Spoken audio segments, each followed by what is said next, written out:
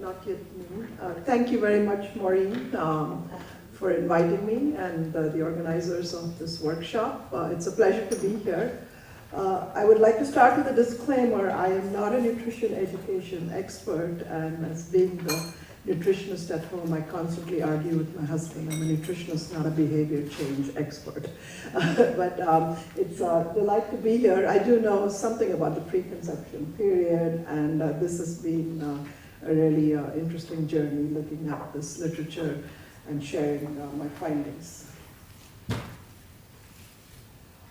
So just a little overview. I'm going to provide some background on why preconception, what do we know about nutrition interventions, before we go to what should we be telling women during the preconception period.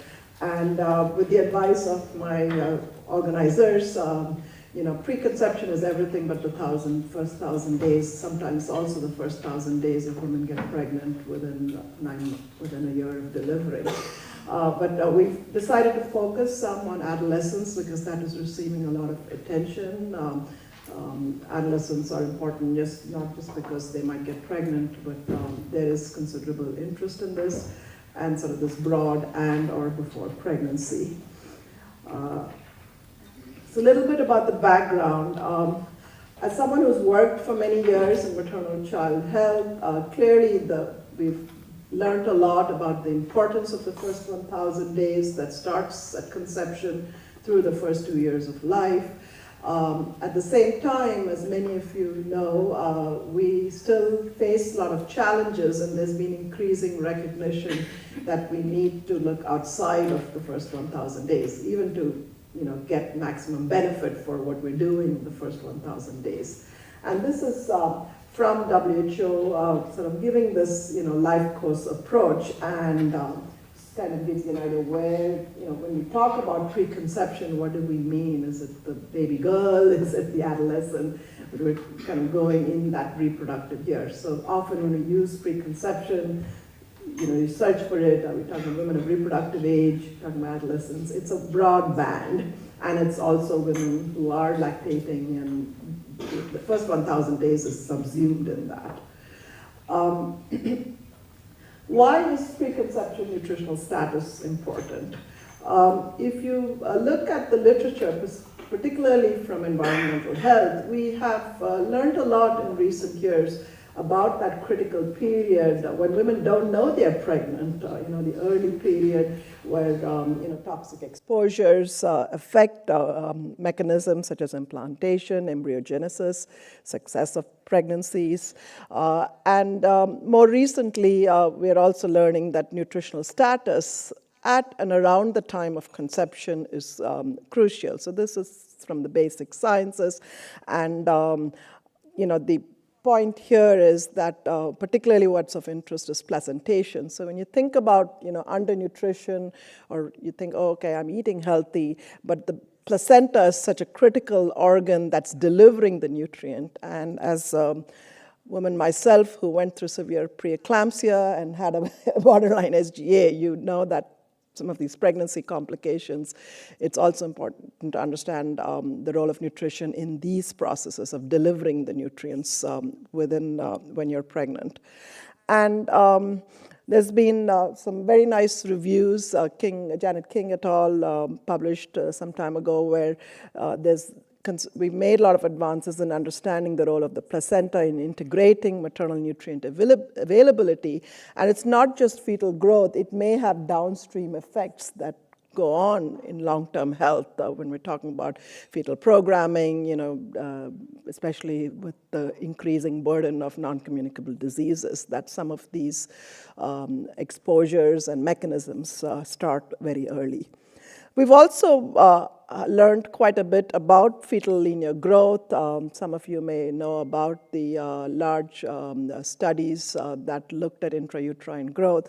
And we have data to show that fetal linear growth during the first trimester is particularly sensitive to the preconception nutrition.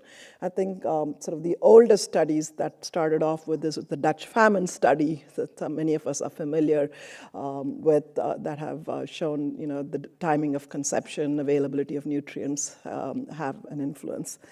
And last but not least, I mean, we all like to have our disciplinary boundaries, but there is quite a bit of information showing that reproductive practices, birth spacing, mother's age at conception, these are also extremely important for fetal growth and subsequent growth and development of the infant. What do we know about preconception nutrition? We have quite a bit of observational evidence that supports associations between maternal underweight and role of low birth weight. I'm focusing on preconception. So for example, unless she's adolescent, height is already established. Many women enter pregnancy in a suboptimal nutritional status just based on anthropometry at both ends of the spectrum. They could be underweight, short stature, anemic, and all of these have been linked with poor birth outcomes, and which subsequently is related to poor growth and development. We also know that overweight is a risk factor for gestational diabetes, preeclampsia, so it's at both ends, and trying to get women in that good range of health becomes important. And more recently, there's a lot of information, again, mostly from biological sciences, observational studies, suggesting the important role of micronutrients. So you sort of have that macronutrient, overweight, obesity, but several micronutrients, particularly folic acid, the B vitamins, iron, zinc, trace elements, all play important roles in a variety of metabolic mechanisms, which I've listed and I'm not going to read through, but suggesting why nutrition around that periconceptional period. So even if you're eating well, if you don't have a healthy diet quality could be an important factor. And this is a conceptual framework from a review that I published about 6-7 years ago. It was part of a Gates Foundation grant where we were looking at current knowledge on interventions for maternal health. And it's one of the first systematic reviews where we looked at preconception interventions. And again, it was like, where do we start? And you can see it's fairly broad. When we think of outcomes, there's a wide range of outcomes. And if you think of interventions, we go all the way from food-based interventions, micronutrient, and you can see I have nutrition education in a box there, so I guess it caught up with me. We did conceptualize that. And then I also want to emphasize those underlying factors because, again, as we saw earlier, response to interventions is variable. It's modulated by characteristics which may be at a population level, and increasingly we also know there are various individual level factors that may modify response to interventions. And from a programmatic perspective, which is where my heart is in, where do we start? How do we reach? If we know what to do, how do we reach these populations? You see, there's a broad band there. We can start with adolescents. If girls are going to school, that's nice, and I think we'll be talking about school-based setting interventions. I'm not going to talk about that today, but in many parts of the world where I work, and a lot of girls are not in school. Typically, they're there until primary school. We're happy that they get there, and then they get pulled out. So there are these issues of how do you reach adolescent. And then preconception, of course, is, 4 out of 10 pregnancies globally are not planned. So the idea of, reaching newlyweds, there have been different, I won't say in the nutrition area, but we were being broad and thinking, where are the entry points? So first pregnancy is clearly an opportunistic time where there's, the sort of that behavior change you're talking about. And then preconception continues when people have more than one child, so the interpregnancy interval. So the first 1,000 days is subsumed there. What is the evidence? I think the best story is the folic acid story. We have, several meta-analysis, several trials, etc. So this is from one done by Luzma de Rigil and others showing the benefits of folic acid supplementation in reducing neural tube defects. Even if the prevalence is not high, it is a devastating condition, and so this has led to a lot of policy decisions. What I'd like to point out in this table, however, is it's not just folic acid. In fact, many of these supplements that were used were multivitamin supplements, including folate, and you see comparable benefits. And it's beyond neural tube defects. There's been quite a few studies that have shown the benefits for many other defects, congenital heart defects, cleft palate, et cetera, et cetera.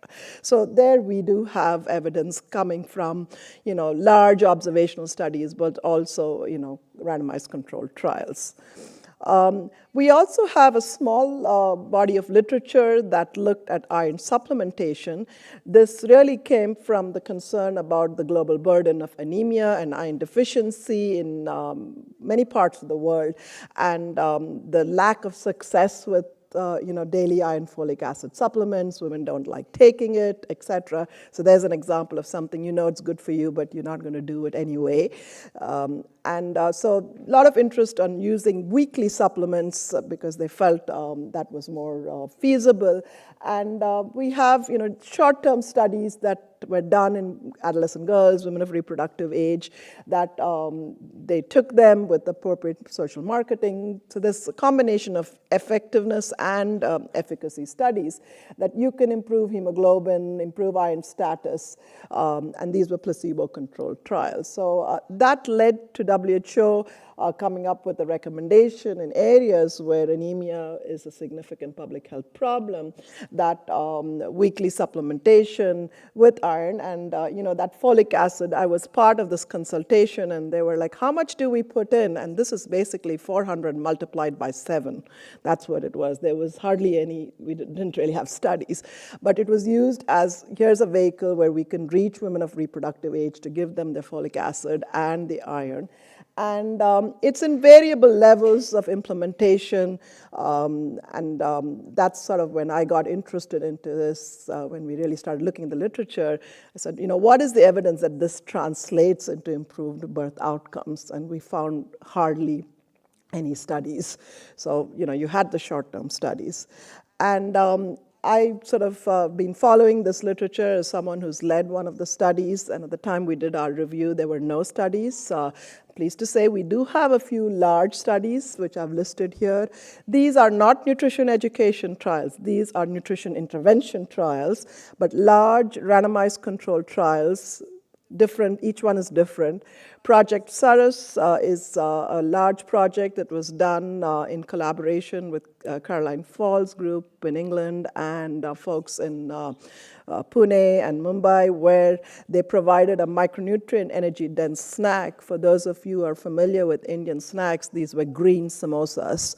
But the idea was they came up with a food-based approach that was developed to supplement existing diets in urban slums, and they provided this to women before conception, and they continued through. It was a preconception and prenatal, and the study, interestingly, it was not easy to do, very complex.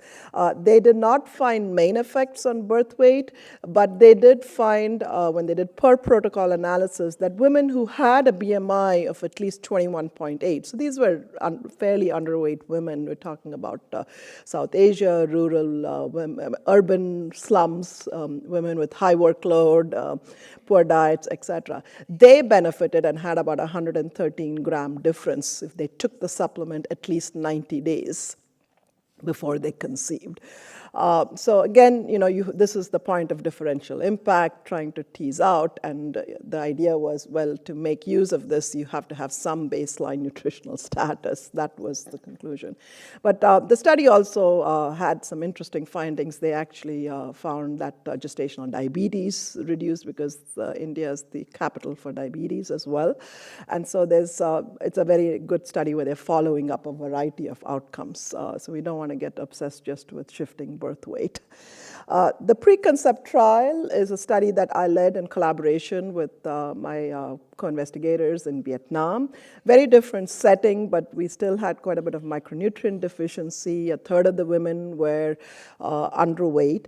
And that was really driven by, as I told you, the WHO recommendation. When we said there's a lot of weekly supplementation being recommended, what is the benefit for birth outcomes? So this was a preconception-only intervention where we randomized women from 20 communes, about 5,000 women who were planning to get pregnant. It was typically their second pregnancy.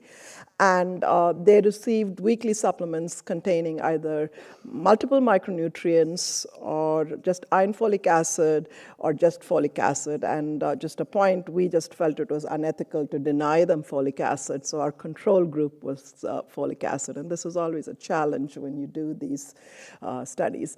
And interestingly, at the time, we had assumed that all women received iron folic acid during pregnancy, but when we went to the field, again, the thing for being on the boots on the ground, we found that Vietnam doesn't distribute IFA. They had a behavior change intervention. They just encouraged women to go buy IFA and take it during pregnancy. So of course we were doing a study, and so we said we will provide iron folic acid daily supplements throughout your pregnancy. So we have, that was part of the benefit, and we were able to look actually beyond the outcomes also at compliance. One of the programmatic questions that Micronutrient Initiative at that time, it's now NI, was interested, does participating in a preconception intervention influence what women do during pregnancy also? So there's all these kinds of questions. And once again, in this study, we did not find main effects. In fact, low birth weight was quite low. There's some amount of SGA. And what we did find, again, was women who consume. Remember, you can't time pregnancy. We can recruit women who plan to get pregnant. But we did find women who had consumed the supplements at least for 26 weeks. So that's, about 6 months. Remember, it's only one little pill once a week. They did show differences. We found differences in birth weight.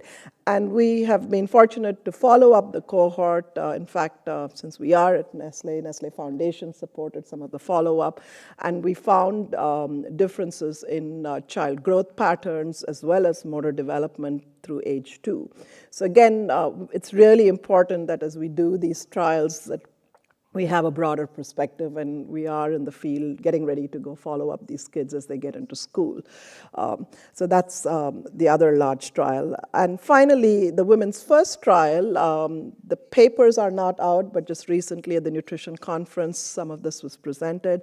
This is a large multi-site study led by Nancy Krebs and Michael Hambridge at University of Colorado with Gates Foundation funds and NIH, where they are providing lipid-based micronutrient supplements. So these are high energy, and they were provided prior to conception and through pregnancy, and they have a slightly complicated design where some women got it through the first 2 trimesters, some did not.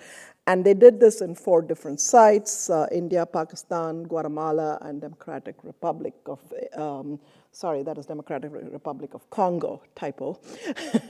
And they found mixed findings, but some suggestion, especially in India, that there was benefit. So again, these are still yet to be published, but just to give you a recap where we are on actual intervention trials. We also have very good evidence from observational studies, as I mentioned, that early age at first pregnancy and short inter-pregnancy interval are important. The reason I put that up is these could be markers for poor nutrition. There's some old data from the Guatemala NCAP trial, as well as from other intervention trials. They were traditionally, supplementation trials. through pregnancy and the next pregnancy, showing that having that time to recover from pregnancy, because again, lactation is energetically very demanding, of showing benefits. So that's something to keep in mind as we think of strategies.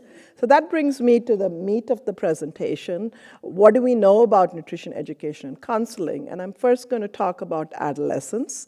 I decided to choose two large programs because these are very informative, and they have really used sort of the theory of change, behavior, communication. The message was easier and simple. They were trying to reduce anemia, but they provided basically iron supplementation. And so the short-term goal of the Egypt program, this is from the 90s, and you don't see a whole lot of publications, but the one nice thing about being in a university, you have students who ferret out program documents. So I want to acknowledge my graduate students who've helped with this. The short term was to address the problem of iron deficiency, and it's a school-based provision of iron supplements. And the long term was really to address dietary habits, and that's where the communication came in, because again, just giving iron supplements out doesn't fix the problem. This had many stakeholders. So again, when we talk about nutrition education, we tend to think, okay, you there, just do that. Doesn't work. You have to have the various levels. And so this just shows you that there was a variety of stakeholders that were involved. They did a pilot, really important, and they found things like the color of the tablet. This remains an issue. You see that in many settings where people are worried that you're trying to make them sterile by giving them iron supplements. They think it's contraceptives, etc. So they had to change the color, and they had to address many of these issues related to the distribution of the supplement. And with the communications, they did the gold standard, at least what I believe is the gold standard. They raised public awareness. They had formative research about dietary practices, trials of improved practice, focus groups, and they were doing this in a school-based setting, and so you have to make it fun for the kids. And the program development, they were particularly focusing on the adolescents. They used interactive group activities where they were able to bring up questions about iron, nutrition, anemia. Again, we're not talking about pregnancy here, but it's just, again, the adolescent experience. This is such an important formative period. And variety of, so it is very intensive. Posters, educational booklets, information, pamphlets for mothers. It's just not this whole thing of the context being important. You can tell the adolescent girl something in the school. She goes home, she needs the support. So they did a really multi-pronged approach. And picked very simple messages. So again, messaging is so important, and these are well known, factors related with, iron absorption inhibitors, and as well as things that would promote absorption. And they did the larger project. They were able to demonstrate that anemia rates came down. Most of it was mild, but this is the point where they also measured, attitudes towards behaviors about iron levels, increased knowledge. And the reason I'm emphasizing these are future moms. So by reaching them at this critical phase, hopefully that they didn't follow up these girls when they got pregnant, but it's, where do you start? And that's really why I think I was asked to talk about preconception starting from the early point. The other very large experiment, or really program, is from India, where I'm from, where the adolescent nutrition program has really become nationwide. It started with sort of the WIFs, which is the weekly iron folate supplementation, small cases. Data show clearly that adolescent nutrition is a major challenge. I mean, it's there during the first 2 years of life, but 1 in 2 girls are anemic, a third are underweight, and in many places, these girls get pregnant early. So the messaging is beyond nutrition. It's really messaging for healthy adolescents, delaying pregnancy, etc. And so what's interesting, we talked about role of fathers. One of the things that India said is, we're not going to leave the boys out. So they actually included boys as well. They're also anemic. They may not get pregnant, but they could benefit if they're anemic from iron supplementation. And the program has evolved. There are various acronyms, but this just wanted to say that it started small with some project sites, and it's really now nationwide, integrated into large programs such as the ICDS, which really focuses on the first 1,000 days. And then more recently, the Reproductive, Maternal, Newborn, and Adolescent Health Initiative. It's a mouthful, but the point of bringing it up, they wanted buy-in, so they've really tried to mainstream it into all existing platforms. And this is a little bit of the background. The initial phase, UNICEF supported 20 districts, and then this was expanded to 13 states, and 2012 really became nationwide. And this was some of the early data that they were able to show, because India has struggled over the last 40 years to bring anemia rates down, and this really was very encouraging. They were able to get high compliance. These girls were motivated, and anemia rates could be brought down. So that's really what made it exciting compared to some of the other interventions where women, in many parts, do not come to prenatal care. And I'm talking about preconception. You don't even get women coming into prenatal care until late in the third trimester. So this is the other reason why this platform is very promising.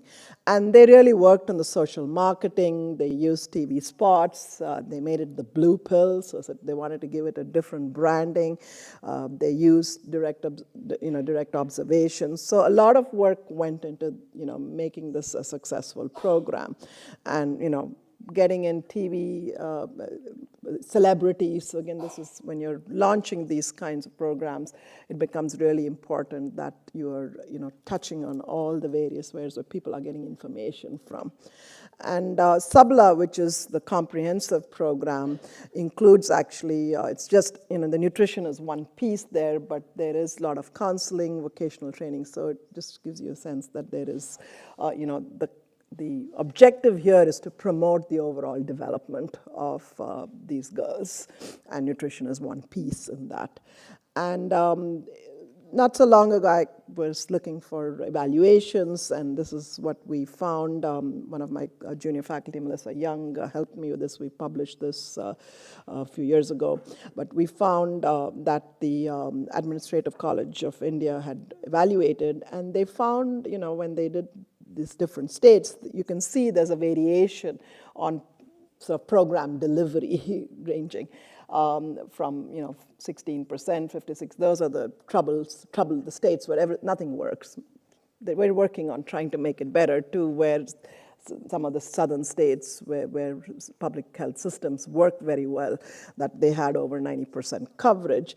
And more than 90%, the message got out. More than 90% of the girls knew that IFA was good. And 75% said that they took it. We're not getting into how often, et cetera, but they'd at least received the supplement. So it's program delivery data. And they also looked at, what are the strengths and challenges, high awareness, strong linkages.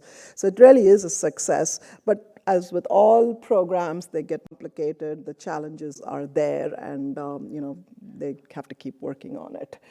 This is really a large, at-scale intervention.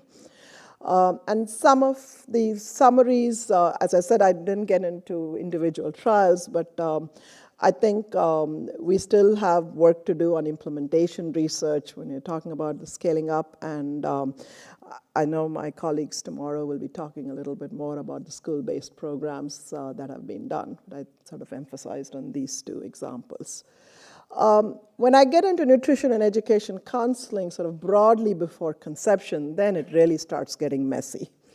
As I was just chatting yesterday with Maureen, I said there were more systematic reviews than studies, so that's always not a good sign, I've found over the years. But since I looked, and I want to sort of summarize some key reviews that I read, and I did find some studies. So Lassie et al. Evaluated studies describing the effectiveness of preconception interventions. So this is not just nutrition education, but more or less when we talk about preconception nutrition interventions, we're typically talking about some kind of counseling, some kind of, those few studies I talked about are actual nutrition interventions. Most of this is in that realm of, are you counseling women? And this one focused on preventing and managing chronic diseases, so it had a very specific focus. Another Cochrane review by Oprah et al. Looked at preconception health programs and interventions in overweight and obese women with the objective of improving pregnancy outcomes. And finally, Hussain et al., and this was a very useful review, most informative, looked at preconception interventions and improving reproductive health and pregnancy outcomes in primary care. So you can see there's a mixed bag, but I was throwing my net out wide when I knew there wasn't much out there. So the Lassie systematic review actually identified 161 studies, and I got all excited. But when you start really digging into it, they're all observational studies. So no intervention trials, we don't have randomization. So there's all those issues. But still, there's some nuggets in it, and this is one of the important nuggets out of it, is remember they were interested in chronic disease management, and what they found was evidence to support if women with diabetes, if they already have diabetes, if they receive preconception counseling and glycemic control, they benefited. Actually, perinatal mortality was reduced. You see that 61, am I doing my math right? 71% reduction in perinatal mortality. And, they're small studies, but still they all go in the general direction. So this is very specific, targeted, but we know that the global burden of diabetes, we know even in developed countries, screening for diabetes may be happening too late. So this is, again, showing the need to emphasize this subgroup, where we have a lot of overweight, obesity, and diabetes that may happen before women get pregnant. There was just one study that looked only at preconception counseling, which suggested benefits. So, I would take it with a big grain of salt, but it's still in the right direction. They were trying to separate out, is it the glycemic control or the counseling, and I don't think we have the power. But overall, this clearly provides evidence to say that there's value in counseling, providing preconception counseling to this high-risk group of women who already have diabetes. And as I said, there was this other review that looked at preconception counseling for overweight, obese women, and it was a Cochrane review, so they were more stringent, and they have the protocol, and they said, we found no studies. So for those who are looking to do counseling studies, there are gaps. They said we didn't find any. So again, that's something, there are no intervention studies. So as I saw these reviews, I said, okay, 2014, 15, let me see what else out there. I won't claim to have done this super systematically, but I did do the similar search criteria. And I found this one study, which was published recently, that was interesting, as Anne commented about media and how we communicate is changing. So this was not a large study, but this was done in Ireland, where they provided preconception counseling. This just shows you that they had a DVD, and it was combined with it was not just giving them the DVD, it was done through the primary healthcare system, etc. And again, it's not a randomized study, but they have a pre and post DVD cohort. And again, you can see the uptake is not super high. They have the post-DVD cohort of 135 who are all diabetic women. Only about 58 had actually viewed the DVD. So there's all those issues of scaling. But still, there's some promise in this finding, where they found that the women, compared to the pre-DVD cohort, they were more likely to have, a lower HbA1c, more likely to have a planned pregnancy, they had taken folic acid preconceptionally, and had their HbA1c recorded preconception. These were statistically significant even with their small numbers. So I think, again, if you combine the findings that Lassie gave from observational studies, there clearly is something that we can do better in reaching out to women who have diabetes. And I don't think it's restricted just to Ireland. This is a global burden. The next few slides, I will summarize some of the findings from the systematic review by Hussein et al. This systematic review focused on preconception interventions that included, counseling, sort of an education component, and they were looking at reproductive health and pregnancy outcomes. They identified 8 randomized controlled trials. They were a mixed bag. The interventions ranged from, a brief single session to something more intensive. Sometimes it was just a single health message. Others had mixed messages. Their overall assessment was that the quality of the studies were moderate to poor. But at least their intervention studies, I guess, was the good thing here. And about half of them included nutrition-related messages, mostly folic acid. They didn't find any evidence to support reduced adverse pregnancy outcomes. In fact, none of the studies really looked at nutritional status, and only a couple looked at adverse pregnancy outcomes.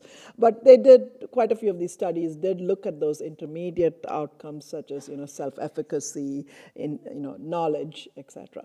So in the next few slides, I'm sorry it's a little busy, but I wanted to give you a flavor. Where were these done? What were these studies?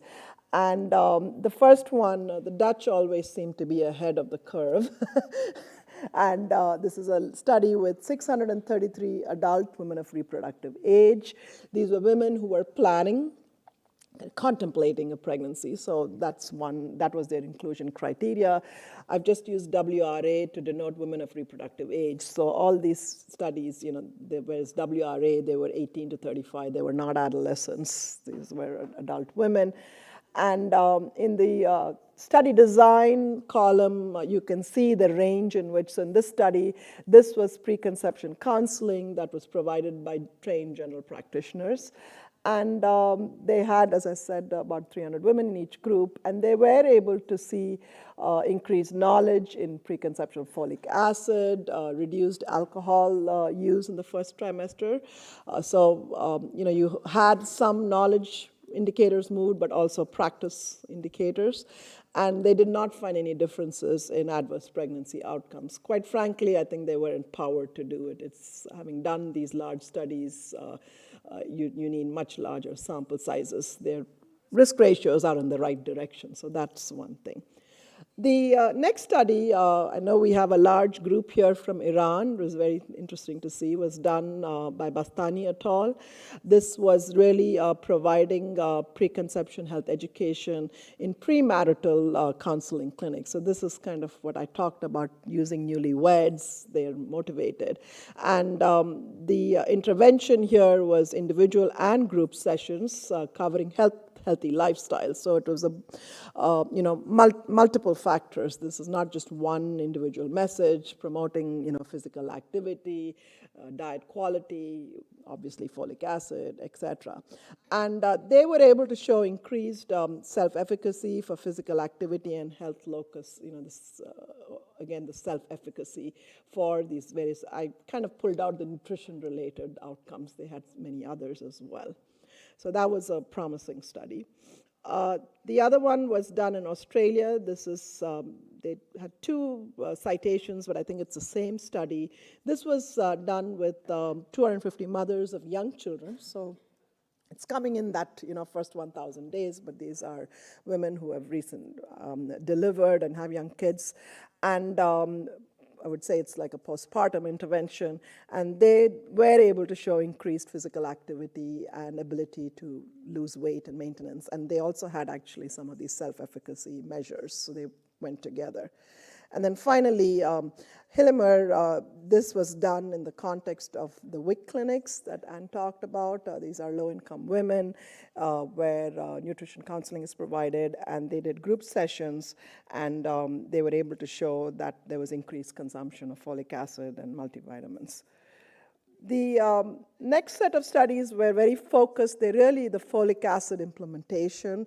They were all done in the US, but you can see that they have a variety of settings, some in the WIC clinics, some in gynecology of outpatient. Different ways the interventions are variable.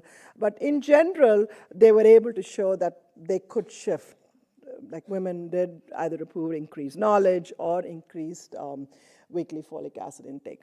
One of the challenges, these were randomized controlled trials, but they're still self-reports, so you wonder how much of bias that there may be in reporting the outcome, but it's shown that there is some benefit. Finally, as I said, I was struggling. I said, I really don't find much, so then I looked a little bit more, and there was another systematic review.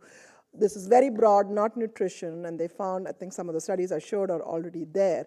But just wanted to say that there are a variety of interventions. There are multiple risk factors. There's counseling for people with pre-existing health conditions, intraconception interventions. And some of the key conclusions here is most of these interventions were done primarily in the US, some in Europe, Australia. I didn't find any studies in low middle income settings, lower middle income countries. I think some of the ones in the US are low middle income settings. There's a wide variation in, you really can't combine it. It's how the messaging is delivered. They tend to be clinical. And as such, the ones that looked at some of these outcomes, they were able to demonstrate increase in the consumption of folic acid supplements. At the same time, there is a lot of push for preconception care. I mean, you have a lot of papers, at the policy level, at WHO. So we really are at a point where we need some more evidence base on how can we do this better. And this was another review that really looked at some community-based projects. And these are not nutrition-based. This is really in the field of reproductive health, but I felt it's important to bring here. We don't have to reinvent the wheel. We can learn. I mean, there's a lot of work in the field of HIV and sexual transmission of disease, et cetera, where they are reaching, again, couples, counseling, et cetera. And some of these have been successful in using health workers and increasing in, affecting outcomes such as increasing contraceptive use, delaying pregnancy, and pregnancy care. So I think as people working in the area of nutrition, we need to work together with our friends in reproductive health or infectious disease. And that's, I think, what I enjoy about being in a global health department. The only program I found was this program in China. It's called the Preconception Healthcare Project. Some of you know some of the large folic acid studies came out from China. So this is fairly recent. They have enrolled couples in 220 counties. They give them a free preconception health examination, a risk evaluation. They use their existing primary health care and family planning network. There's no evaluation of it, but they already identified a lot of areas that need. So we need to stay tuned. I think there may be some lessons from that.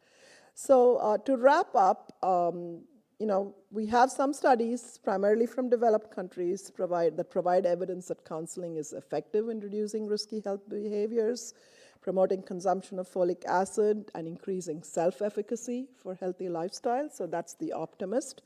We do not have really any large-scale programs, especially in resource-limited settings, that specifically evaluate nutrition education counseling targeted to women before they conceive.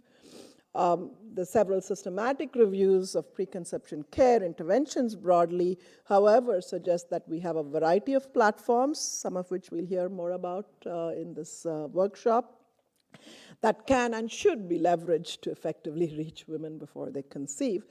And I think the programs addressing adolescent health and nutrition have definitely shown promising results. Thank you.